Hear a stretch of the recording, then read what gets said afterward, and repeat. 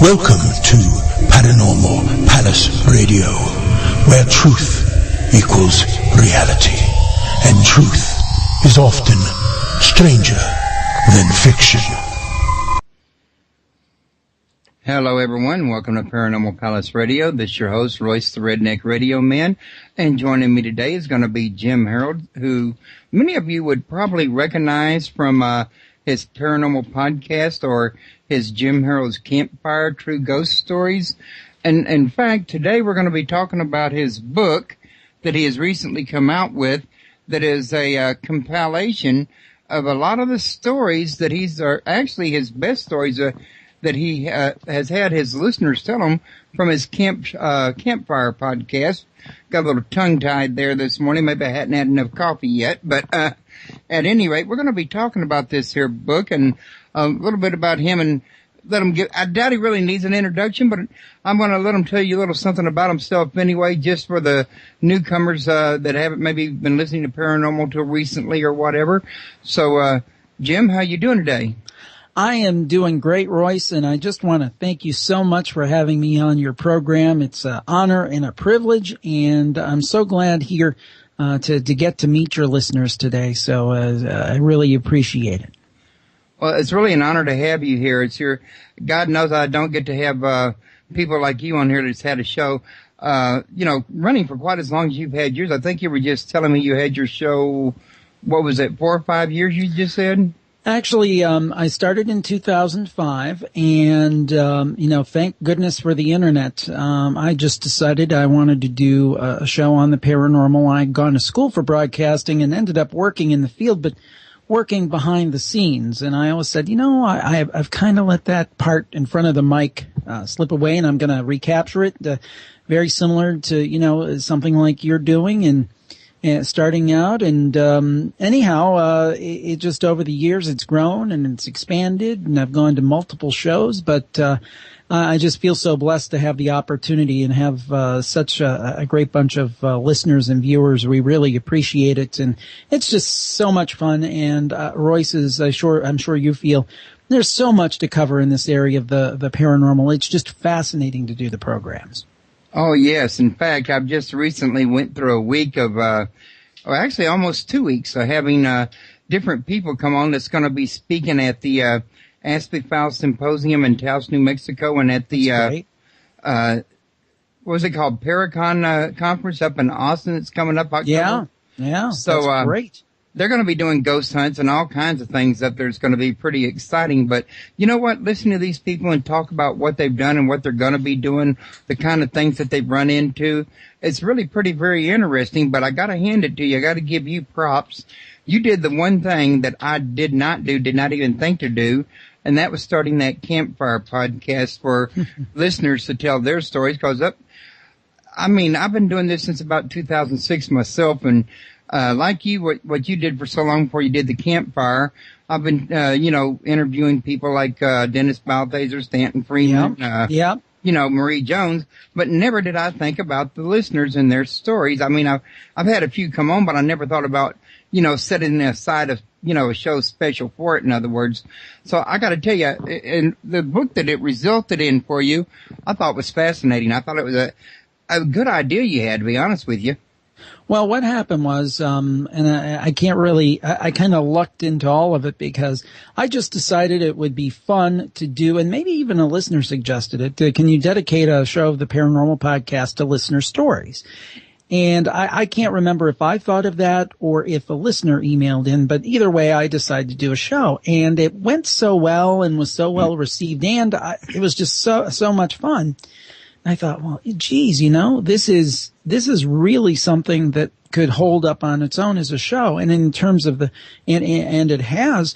And then in terms of the book, and she's one of the people I dedicate the book to, Annie Wilder, who was a great person, and an author in her own right. She said, Jim, you ought to do a book. And after a little bit of aw shucks and kind of saying, oh, well, I can't do a book. Then I got to thinking about it, and it's like, well, really, the Campfire Show would really support a book, because the thing is, Royce, a lot of times when you try to tell people you have a radio show on the internet or you have a podcast on the internet, unfortunately, a lot of times the average person is intimidated. They think it's complicated. They think it's hard to access. And so sometimes these great stories go unheard. And I thought, the one thing I can do is put them in a book form, and pretty much everybody can relate to a book. It's kind of funny. I've got a funny anecdote about that. My parents live down south. They live in West Virginia, and they have they don't have the internet and really don't know much about computers. I've tried to explain this to them over the years, and I go down and I'll play them some things. They're like, "Oh, that's nice, Jimmy." That's what they call me, Jimmy. But then I sent them the book, and they're like, "Oh, well, this is a book." People understand that. So it's a great way to get the stories out there, because I think there's 73 stories in the book, and I didn't want those to go not heard by the average person. So now it's accessible to everybody. Well, I think that's a great thing, too. And I want to also let everybody know that your website is www.jimharold.com. And I think you've got other websites as well, don't you, Jim? Oh, yeah. I have jimharold.com, which is my main site. That's where you can go and you can get almost 400 shows for free. You can go and listen. There's hours and hours and hours. And increasingly, I have people who have been going back who are new listeners, and they get on and they listen to all the shows back to 2005. And I do Paranormal Podcast, which is my show with authors and experts like Brad Steiger and Marie D. Jones, who I know you've had on many times. And then there's Campfire. Then there's another show that I do with Clayton Morris from Fox News. You'll see him on Fox News on the weekends on Fox and Friends. He's one of the hosts there. I do the weekly video paranormal report.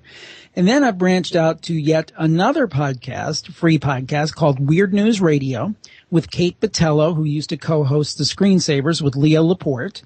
So those are all my free podcasts. Those are free. There's no charge for those. And then for people who are super fans and have been with me and listened to all my free stuff and they want more, there's a Plus Club that you can join and get more podcasts about conspiracies and true crime and so forth. But usually the starting place is really jimharold.com. See how you like that. Again, there's a ton of content right there, and then go from there. Yeah, I know there's been a lot out there about conspiracies. I mean, goodness knows Jeff Rense has spent years covering it. Yes. Yes. You go to his website and you got a whole big long page plumb full of news articles about it, in fact, and he's got a lot of information out there. And I noticed you had a lot of information on your site as well, and I found it a very interesting site. You know what? I know who recommended you to me, or I told you before the show started. It just now hit me.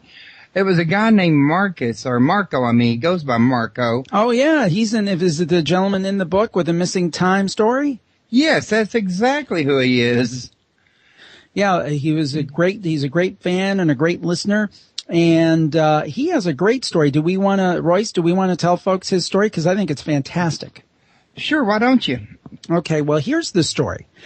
Marco called in. Now, Marco's situation is that he had some illness, some health issues. And thankfully, the good news is, folks, last time I spoke to him, all is well.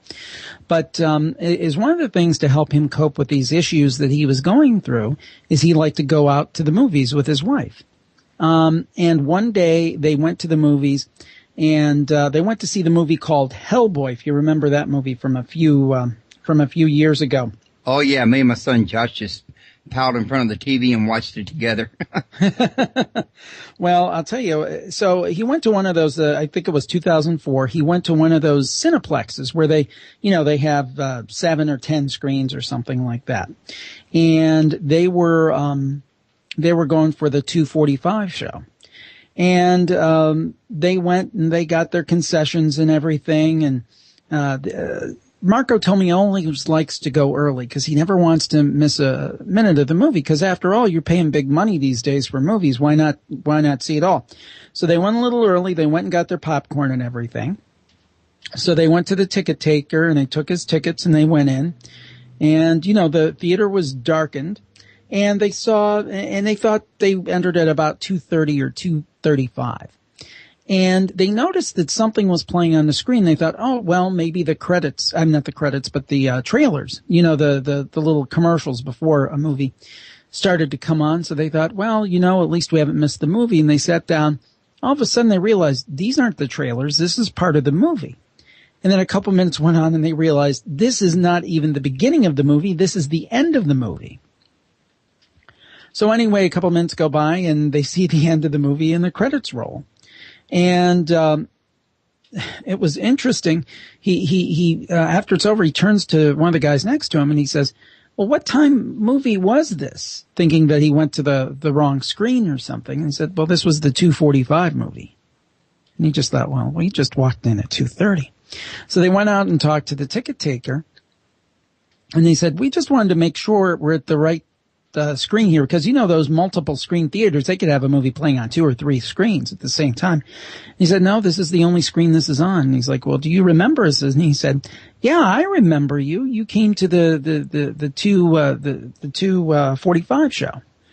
It's like, but the movie's over. And the guy was basically, yeah, it's 4:30.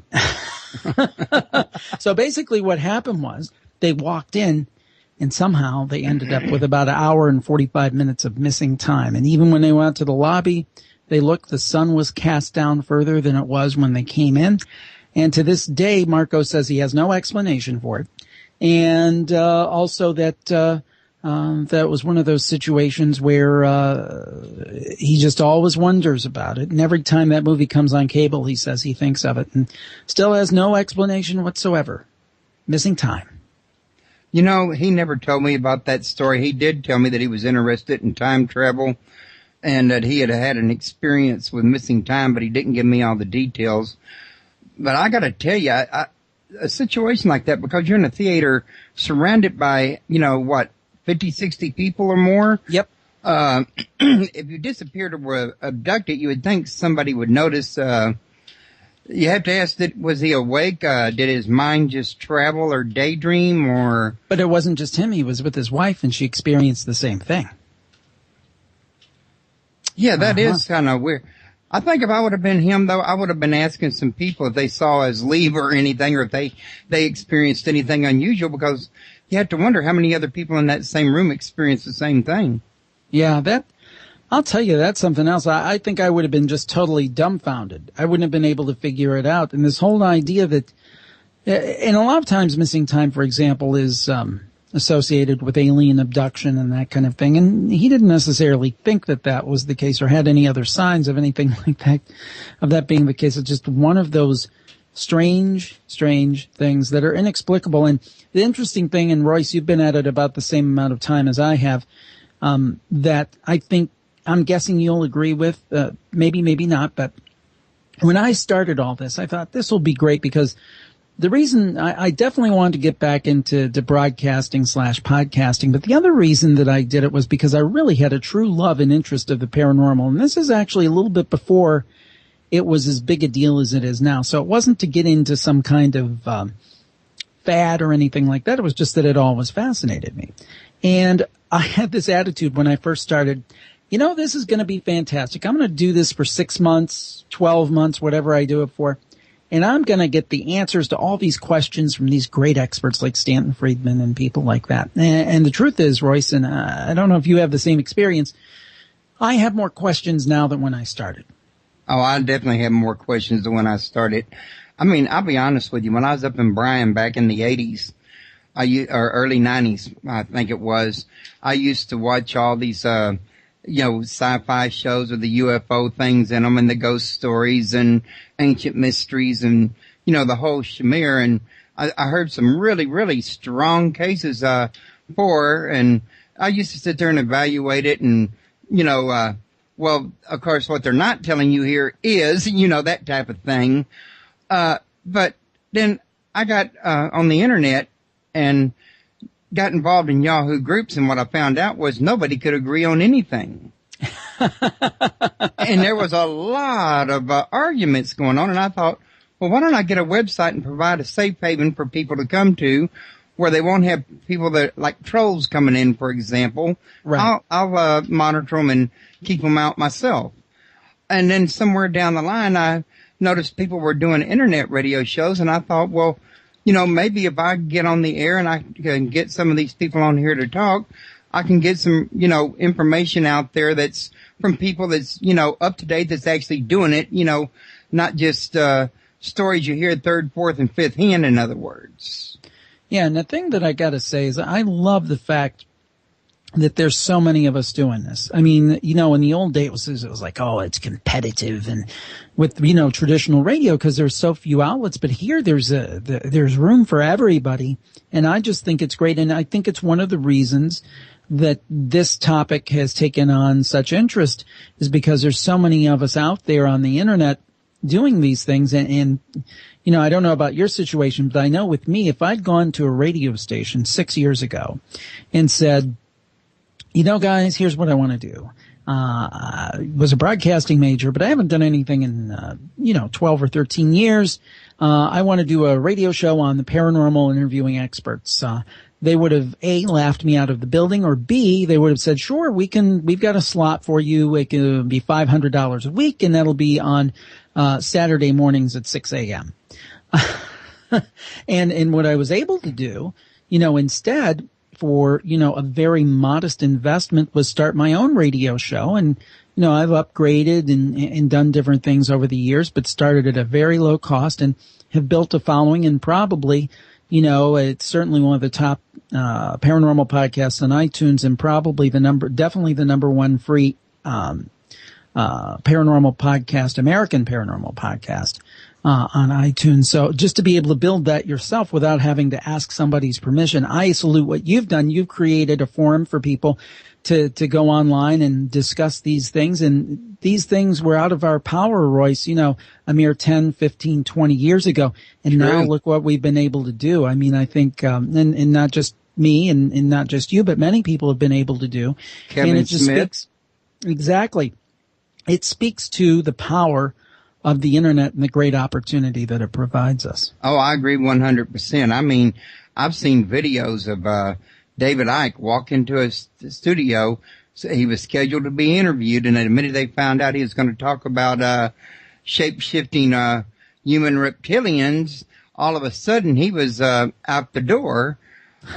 Whereas somebody like you or me would at least hear him out and see what he had to say. Absolutely.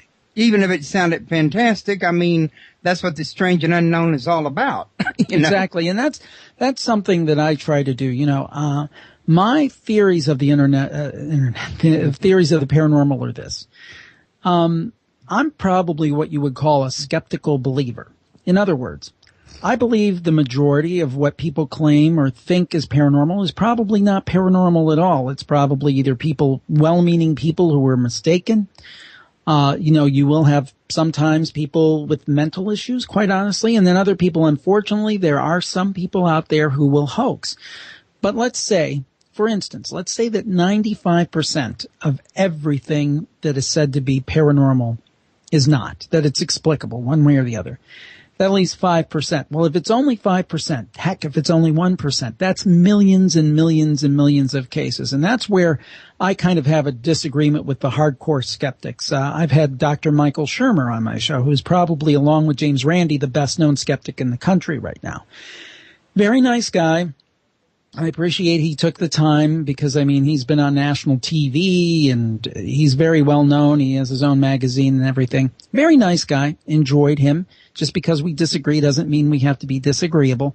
But he said something to the effect, and this is not a direct quote, but, well, and I kind of said what I just said to you, and he said, well, we understand that there's a small percentage that's not explicable, but we just put those on a shelf. And it's like, wait a minute. Why don't we examine that 1% or 5% or whatever that percent is? So I guess the funny thing is I told him with the skeptics, I probably agreed with you 95% of the time, but the problem is that inability or unwillingness to look at that other 5% and see what's really going on, because I believe more than ever there is something more to life than just science. I believe there's something else going on. What it is, I don't know. But I believe there is something out there rather than just the hard sciences. Yeah, I would tend to agree with you. I don't see how we could really have an existence without something that's unexplained. Just our very existence really hasn't been satisfactorily explained, if you ask me. I mean, yeah, sure, they got the Big Bang, but then what started the Big Bang? Exactly. And how far back can they take this, you know? So unexplained has to have a place somewhere. I agree. And it started for me. Do you mind if I share a story in the book? Sure, please do. Well, actually, my interest probably was inspired as a young child. My dad had a couple of stories that he always told me, and they're actually in the book. Of the 73 stories, 68 of them are from my listeners. 5 stories are from me or my family. Oh, wow. That's what I call, that section I call eating my own dog food, because the idea is that I've experienced some strange things. And I think I was inspired to be interested in all this by these stories from my dad growing up. And one of them's my favorite. Now, you'd have to know my dad. He was a steel worker. He actually came up from West Virginia to work in the steel mills up in Ohio, like so many people in the 50s and 60s and so forth. So he was up here with my uncle, and they lived in a small apartment over a bar. And one night they were both asleep, and I don't know the exact date, but I'm guessing this was around 1960. So anyway, they were both asleep. There was one way to get in the apartment and one way out. It was very modest, very small. And all of a sudden, my dad wakes up and there's somebody standing over him smiling. Well, my dad was probably about 25, 26 years old at the time. So about, 210 pounds, 6 foot tall, just got out of the service. So pretty fit guy. Played football. So he proceeded to take a big swing at this whatever it was. And he said that this figure was smiling at him, and he found nothing but air. He started screaming, and he and my uncle got up and they looked all around the apartment. And there's nobody there. My uncle's kind of laughing at him, saying, "There's nobody here, Jim. You're crazy." So anyway, about 2 weeks later, they're both asleep, and all of a sudden my dad hears my uncle screaming. And same profile. They were a year within each other. I think my uncle's a couple inches taller than my dad. So another guy you wouldn't want to be on the connecting end of a punch with when he was 25, 26 years old. And he took a swing, nothing. Same guy was standing over him. So after that, my uncle didn't laugh at my dad so much. Now here's the kicker to the story. After they got to thinking, they realized that the person that was standing over them was a man who used to always come into the bar, and they would occasionally buy him a drink. But it would be strange that they would be seeing him because he had died about a year earlier. So, so that's one of my favorite stories in the book. And the thing is about my dad, he doesn't have pyramids under his bed. He is probably not real keen on getting in touch with his chakras. He's not exactly, he was raised Protestant, straight down the line, nothing real esoteric or super spiritual. Right. Just a salt of the earth guy who just said, "Hey, I know what I saw, and that's what I saw." Yeah, I know how he was raised. I was a Pentecostal preacher's kid myself. Mm-hmm. Yep. Yeah, I think you had a lot of good stories in this book when I was going through it, actually. I know that's the one about Lizzie Borden. This lady actually felt people grabbing her toes and lifting her feet up by the toes, in other words. And, that would be pretty spooky for me. Oh, yeah, absolutely. Yeah, she went with her boyfriend to a bed and breakfast, and it was the bed. I'm just pulling up the story here so I have it in front of me. But her boyfriend was really into the paranormal. So they went to Lizzie Borden's bed and breakfast, which is in Massachusetts. And they were really, they're really excited. So they took a tour and they told them all about Lizzie Borden and those kind of things. Now, the one thing that the woman wanted to make sure is that she didn't want to sleep. She didn't want to fall asleep. She said, we're going to go here, but I'm kind of freaked out by this. So anyway, eventually her boyfriend kept complaining he's tired. And she said, "Okay, we can go to bed, but here are the rules. You have to sleep with your back to me. We cannot turn off the lights, and I don't want you to go to sleep until you hear me snoring." Which he did anyway. He did anyway. So she's all by herself. She says she's laying there, and all of a sudden she felt something pick up her toes, lift her foot up, and then drop it. And she said, I know that I'm awake. I know that the lights are on. I know that I'm under the covers. Nothing could have grabbed my leg without me noticing. I'm just going to ignore and try to go back to sleep. So she lied back down, and again a few minutes later, she felt something pick up her toes, lift up her foot, and drop it. So she said she definitely knew something was going on as soon as she got into it, because something really, really bad had happened there. They said that they felt a spirit in the bathroom as well, and they felt like when they were both taking their individual showers that something was staring at them the whole time. They said the feeling from the bathroom, she says, this is Gwen from New York, she says it was a really heavy kind of evil feeling, but the one in the bedroom picking up her foot was just a playful, fun spirit.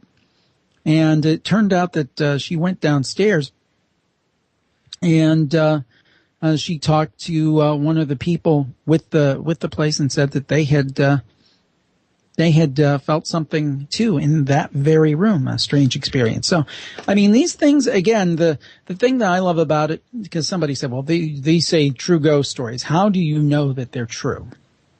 Well, the point is that, you know, I didn't have anybody hooked up to a polygraph. I can't tell you with absolute metaphysical certitude that these things happen, but I sensed, I picked the stories where I sensed people being sincere, because people, Royce, will come on the show and they'll tell me a story that happened to them 20 years ago. And when they were a little kid, 20, 30 years ago, and sometimes they'll almost sound like they're ready to break down. A lot of times people will come on and tell these stories, and they've never told anybody in their life because they thought people would think they'd be crazy. And that's kind of the cool thing about the Campfire Show. And I think we're up to 80-something episodes, and you can go over to jimharold.com. That's JIMHAROLD.com and check that out. But the thing is, Royce, is that I thought this show was just going to be kind of fun and kind of a neat little diversion, and it certainly is. But I didn't mean this. I didn't know that this was going to mean so much to people, because people have said, you know, this makes me feel like I'm not crazy. Even if people haven't come on the show, they just listened to it. They said something weird happened to me just like that. And all these years I thought that I was nuts and all these different things. And now it turns out that I've heard the same kind of story on your show. So it's really been a lot of fun to share these stories and to have people have that kind of reaction and feel comfortable enough to come on the story to tell the show to tell their stories. Yeah, because I know, like you say, there's a real stigmatism behind people not wanting to tell their story for fear of ridicule. However, like you, I have noticed, like talking to one of my guests, that people in the chat room, when I'm watching for questions in there, will be making comments that they've experienced similar things. And I think that when they know they're around people that are involved in this here, they tend to feel a little, you know, freer to talk, because it's like a difference between going to your neighborhood church and telling them I saw a ghost or I have a new spell of witchcraft, where you're likely to get ridiculed. Right. Or coming amongst a bunch of people that are actually into the paranormal phenomenon and trying to understand it better, where you're less likely to get the same kind of ridicule. Right, I agree. I mean, I think it's really, it's nice to have places like your website and your forums and my show where people can come and they feel comfortable, because the truth is, and this is one of my favorite things, Royce, is when people say, well, I don't believe in this stuff, but you have to wait for what the next sentence is. I don't believe in this stuff, but there was this one time. And I think that's true. I think what happens is even people who are kind of poo-poo this stuff and say it's all a lot of hocus pocus. The truth is, most of them at one time or another in their life have had something unusual happen to them. And if you can break down their defenses, they'll tell you, well, I don't believe in this stuff, and who knows what it was. But there was this time that I saw a green glowing ghost in my living room. Or there was this one time where I saw what I thought might be a UFO. I think that makes a difference. And the one invitation that I would make to people, not only can they listen to my show, they can go to jimharold.com, JIMHAROLD.com, and they can also sign up to tell their stories. There's a tab at the top. It says Campfire Sign Up. You just go there. You fill out a very simple form, an email form. It kicks out an email to me. You select a time. I list my upcoming shows, and what happens is you give me your contact info, and I call you at that time or Skype you, and we record it, and we have you on the show. In fact, tonight I have I have a taping later tonight with several people already lined up who are going to tell their stories. So that's how we garner the stories. And, it's been almost 2 years now, and people really seem to enjoy it. I wanted to also mention to everybody that if y'all would like to call in, the number is 632, area code 832, number 632-7904. And, you can call in and you can ask questions. In fact, we got a call coming in now. Oh, great. Caller, you're on the air. Hi, this is your wife. Oh. I just wanted to share with him about something that's recently happened in our home. The other day we were sitting at the kitchen, at the dining room table, and we were all eating. There was nobody else in the kitchen. There was nobody in the kitchen, and I heard it anyway, a fork being thrown into the sink, or sometimes silverware being thrown into the sink. And then, a lot of times I lay down in my bed, or sit on my bed watching TV, and I can feel like there's somebody that sit down beside me, but there's nobody there. I feel the bed actually move. Ooh, that is spooky. That's saying something, because our mattress is one of those thermopedic mattresses. The kind that you put a glass of wine on and you jump up and down on it and the glass don't spill. Well, the thing is that weird stuff happens. My wife, this isn't in the book, but my wife keeps saying that she calls him Casper, because one time she was in our bedroom, and I think she was coming out of the bedroom, and it was around Christmas time. So she was Christmas time or birthday or something, and she had one of those rolls of gift paper.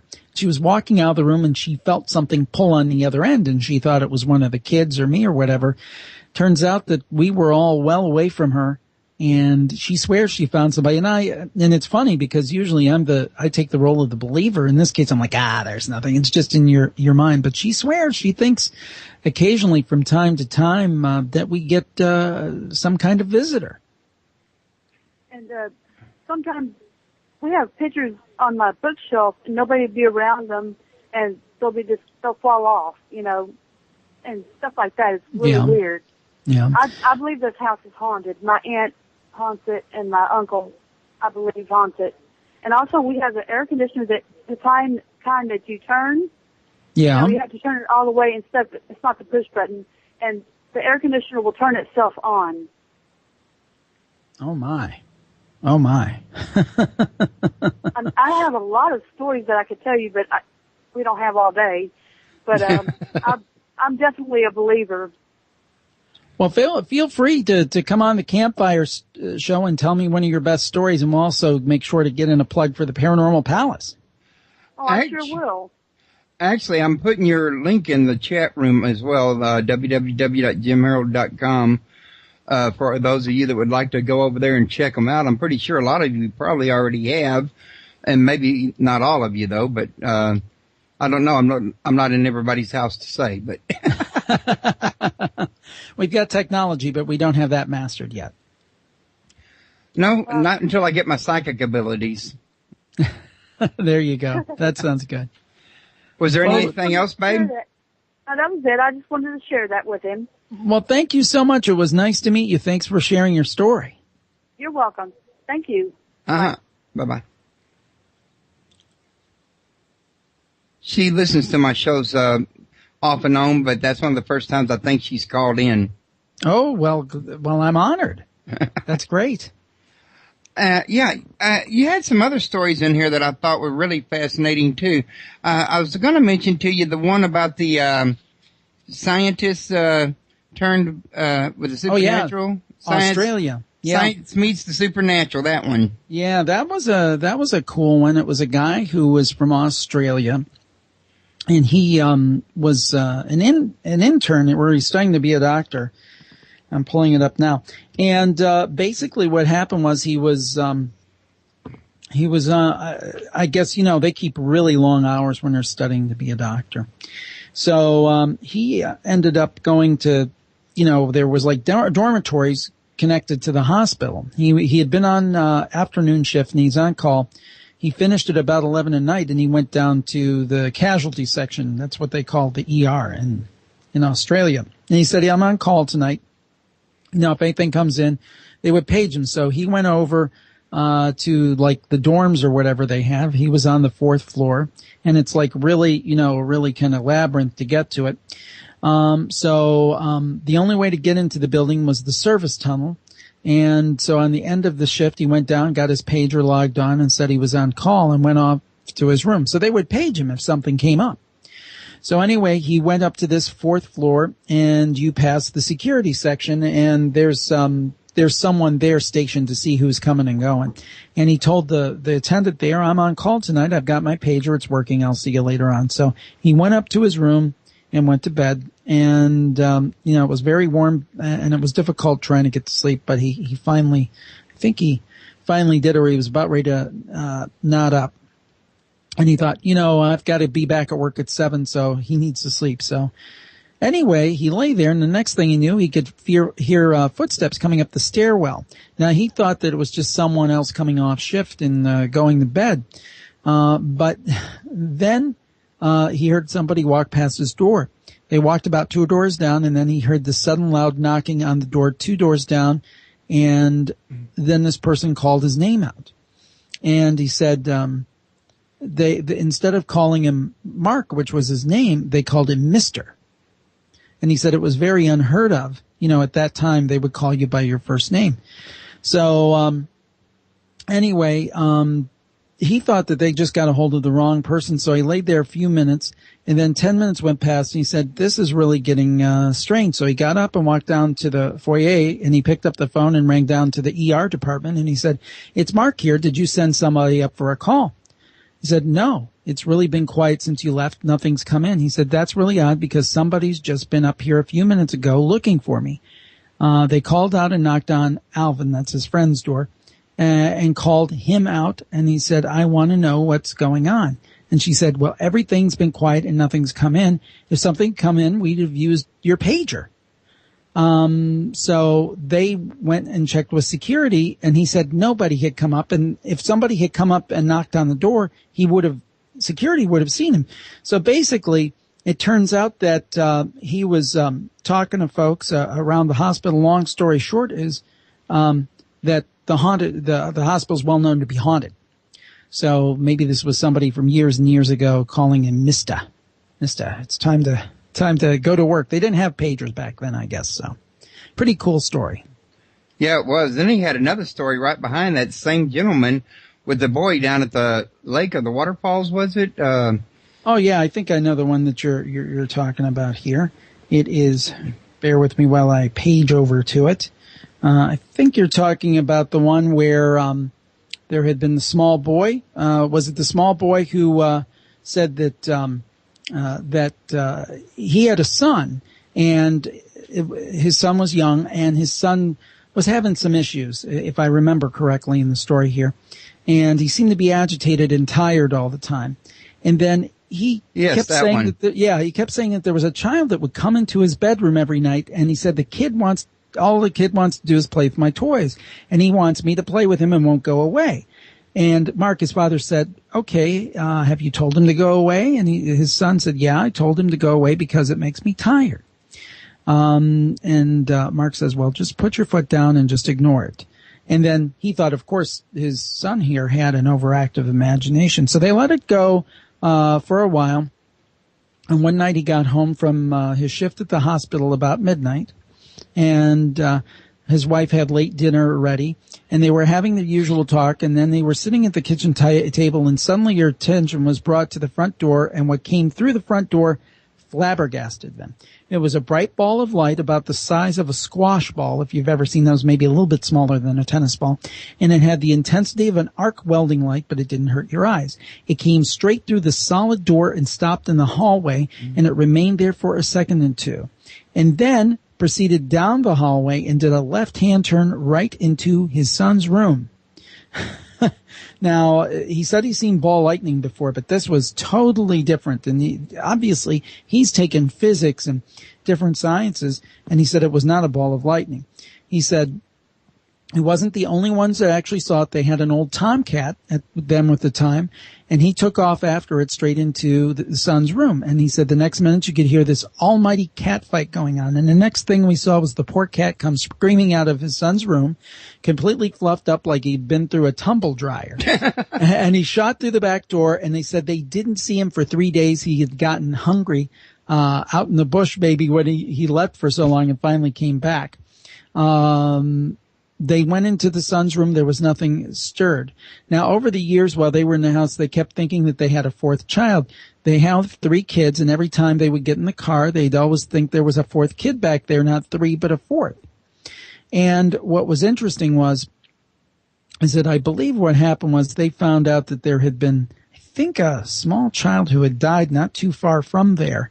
Tragically, if I'm not, at one of the local dams. So that kind of made me wonder, and there's one anecdote in here where literally they thought the one child was in the back and there was nobody there.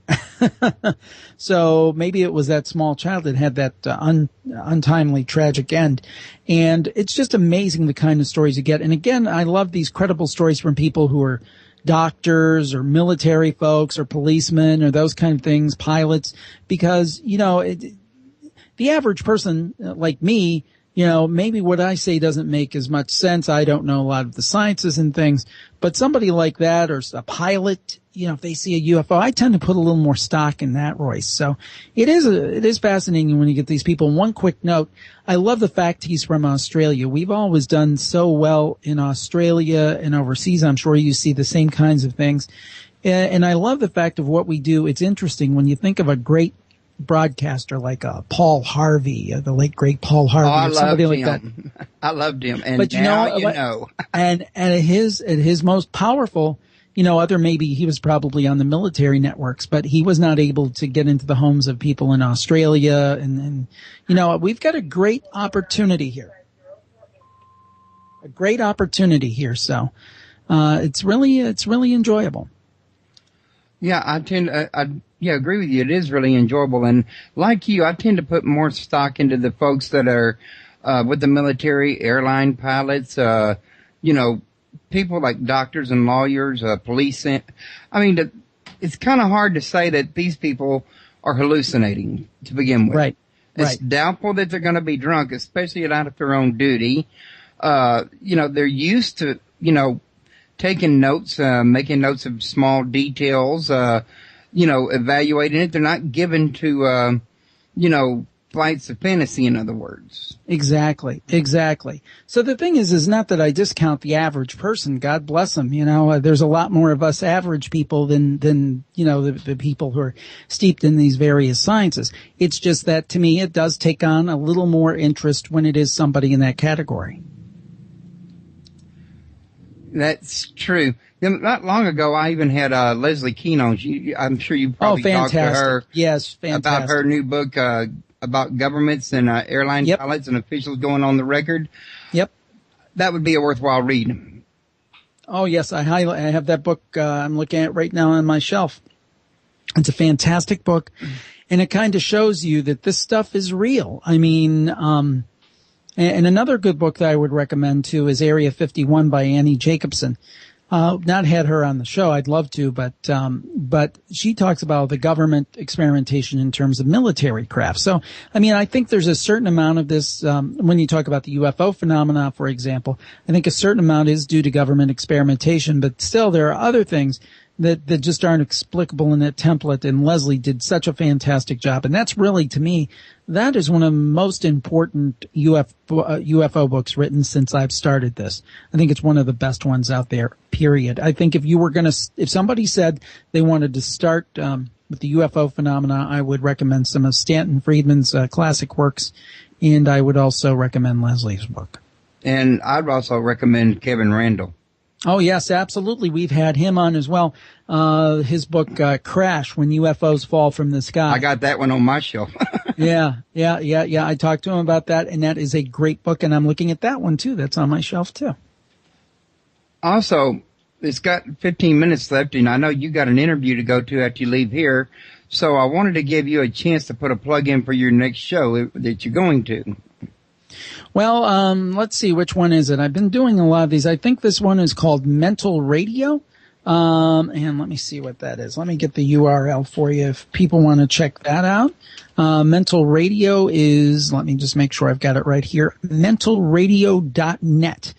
I'm not sure, I hate to say this, I'm not sure if this is live or this is Memorex. But yeah, it looks like it's coming up here. I think they start several, well, I'm not sure. I think they start here in about 15 minutes, and that is mentalradio.net. And I believe Reginald is the host over there. So looking forward to talking to him. And I've really appreciated our time here, Royce. It's so good to meet new people that maybe you haven't had a chance to meet before, even if it's over the internet. And people are of like mind, because I think we both agree.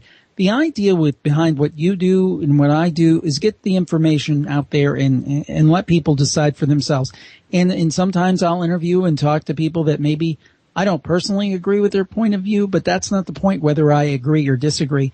It's for me to help be a facilitator and bring the information out.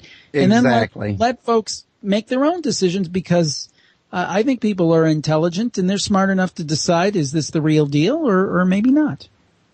I would tend to agree with you 100%.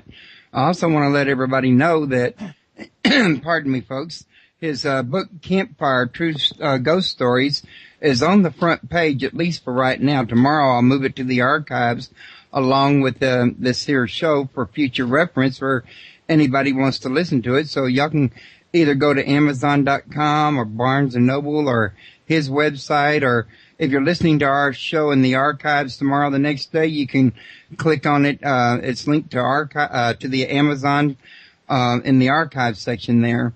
And also, I always like to, when I get a chance, put a little plug in for United Paranormal International, where I'm the South Texas director.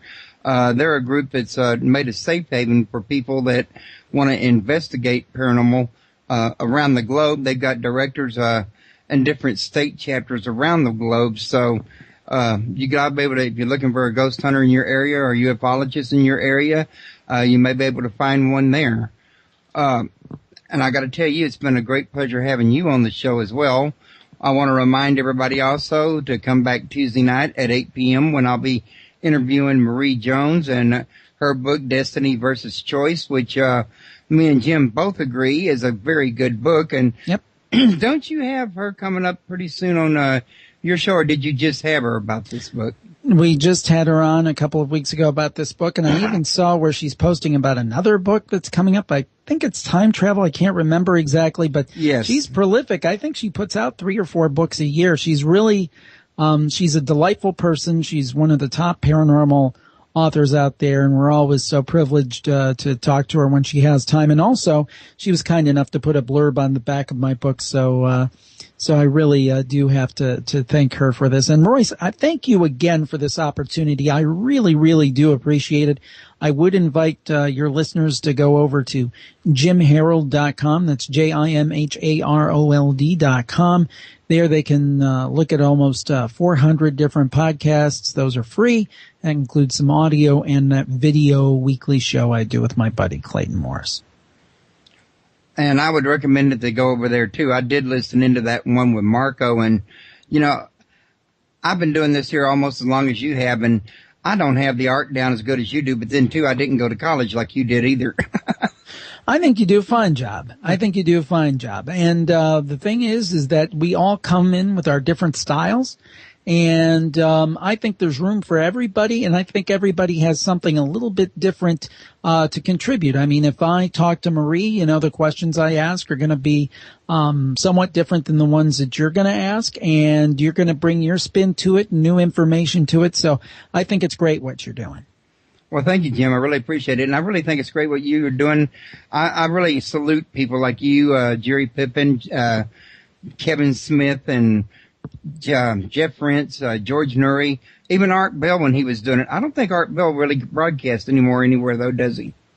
Unfortunately not. And I gotta say, I mean, other than probably Long John Nebel before I was alive, WOR, he was really the father of all this. I mean, if you go back to Long John Nebel, who was a host for WOR in New York back into the 60s, he was doing paranormal. But in terms of the modern day Art Bell starting out in the 80s, really, he's the father, and I think that it's kind of like the way I compare it to, if you watch any talk show today on TV, everybody owes a debt to Johnny Carson. I think anybody that does this and talks paranormal on the radio or on the internet, I think we all owe a debt of gratitude to Art Bell, because he really kind of got the whole ball rolling and kind of showed us all how it's done. Yeah, I would tend to agree, and I used to listen to his show before he handed it over to George Noory, who I often joke about being a little jealous of George Noory because he's got the voice for it. Both those guys have fantastic voices. Every day I wish I could drop the octave. You know, I actually just picked up a new mic. Actually, it's the same model that Art Bell uses, and Leo Laporte and a lot of great broadcasters, a Heil PR40. And I always joke, now if I could only get some of their talent, I'd be all set. And that great voice. Yeah, I would tend to agree with you. I would like to have George Noory on my show one of these days, but I don't know how to contact him. Yeah, I think once those guys hit that big time, sometimes it's a little more difficult, but I'd give it a shot. Why not? Yeah, why not? Nothing to lose. Well, listen, Jim, I really have enjoyed having you on. As a matter of fact, I'd love to have you back again in the future. If you would like to come, just let me know if you got something new going on you want to tell my listeners about. I don't want to hold you up right now. I notice it's 10 minutes till, and I'd like to leave you a few minutes to get you a fresh cup of coffee and whatever, preparations you might like to make between now and the next show. Sounds good. Well, thank you again, Royce. It was so nice meeting you and your audience. And it's been a pleasure having you on my show. I really enjoyed meeting you, and I'd like to stay in touch. Sounds good. Okay, doke. We'll talk to you later. And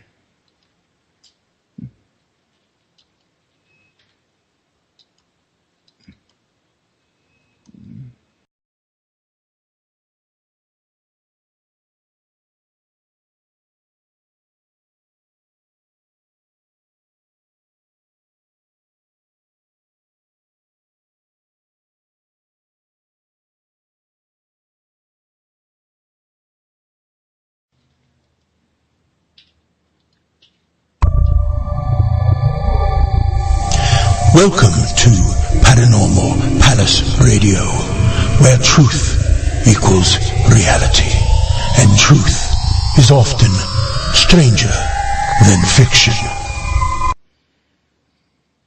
hello, everyone. Welcome to Paranormal Palace Radio. This is your host, Royce the Redneck Radio Man. And joining me today is going to be Jim Harolds, who many of you would probably recognize from his paranormal podcast or his Jim Harolds Campfire, True Ghost Stories. And in fact, today we're going to be talking about his book that he has recently come out with, that is a compilation of a lot of the stories that actually his best stories that he has had his listeners tell him from his Campfire podcast.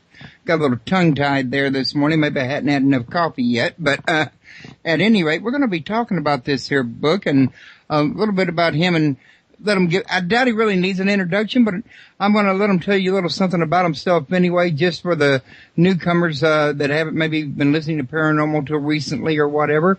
So, Jim, how you doing today? I am doing great, Royce, and I just decided it would be fun to do, and maybe even a listener suggested it. Can you dedicate a show of the Paranormal Podcast to listener stories?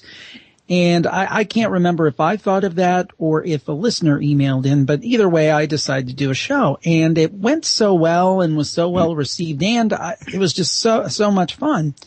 I thought, well, geez, this is really something that could hold up on its own as a show. And in terms of and it has. And then in terms of the book, and she's one of the people I dedicate the book to, Annie Wilder, who was a great person. And an author in her own right. She said, Jim, you ought to do a book. And after a little bit of aw shucks and kind of saying, oh, well, I can't do a book. Then I got to thinking about it, and it's like, well, really, the Campfire Show would really support a book, because the thing is, Royce, a lot of times when you try to tell people you have a radio show on the internet or you have a podcast on the internet, unfortunately, a lot of times the average person is intimidated. They think it's complicated. They think it's hard to access. And so sometimes these great stories go unheard. And I thought, the one thing I can do is put them in a book form, and pretty much everybody can relate to a book. It's kind of funny. I've got a funny anecdote about that. My week of actually almost 2 weeks of having different people come on that's going to be speaking at the Aspic File Symposium in Taos, New Mexico, and at the what was it called, Paracon conference up in Austin. It's coming up October. Yeah. So that's great. They're going to be doing ghost hunts and all kinds of things up there. It's going to be pretty exciting. But you know what? Listen to these people and talk about what they've done and what they're going to be doing, the kind of things that they've run into. It's really very interesting, but I got to hand it to you. I got to give you props.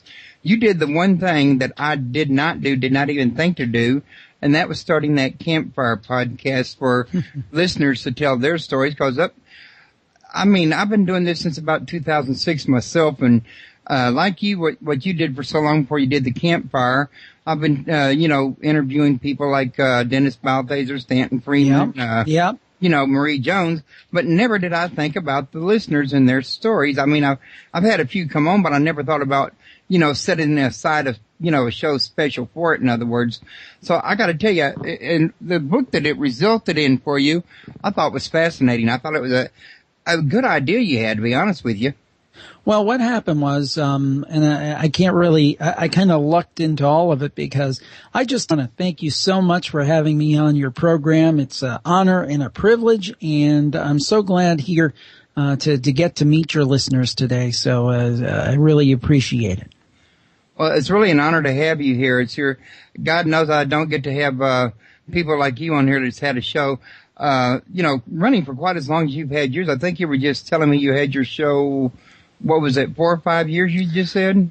Actually, I started in 2005, and, thank goodness for the internet. I just decided I wanted to do a show on the paranormal. I'd gone to school for broadcasting and ended up working in the field, but working behind the scenes. And I always said, I've kind of let that part in front of the mic slip away, and I'm going to recapture it, very similar to, something like you're doing, and starting out. And anyhow, it just over the years it's grown and it's expanded, and I've gone to multiple shows, but I just feel so blessed to have the opportunity and have such a great bunch of listeners and viewers. We really appreciate it, and it's just so much fun. And Royce, I'm sure you feel there's so much to cover in this area of the paranormal. It's just fascinating to do the programs. Oh, yes. In fact, I've just recently went through Parents live down south. They live in West Virginia, and they have they don't have the internet and really don't know much about computers. I've tried to explain this to them over the years, and I go down and I'll play them some things. They're like, "Oh, that's nice, Jimmy." That's what they call me, Jimmy. But then I sent them the book, and they're like, "Oh, well, this is a book." People understand that, so it's a great way to get the stories out there, because I think there's 73 stories in the book. And I didn't want those to go not heard by the average person. So now it's accessible to everybody. Well, I think that's a great thing, too. And I want to also let everybody know that your website is www.jimharold.com. And I think you've got other websites as well, don't you, Jim? Oh, yeah. I have jimharold.com, which is my main site. That's where you can go and you can get almost 400 shows for free. You can go and listen. There's hours and hours and hours. And increasingly, I have people who have been going back who are new listeners, and they get on and they listen to all the shows back to 2005. And I do Paranormal Podcast, which is my show with authors and experts like Brad Steiger and Marie D. Jones, who I know you've had on many times. And then there's Campfire. Then there's another show that I do with Clayton Morris from Fox News. You'll see him on Fox News on the weekends on Fox.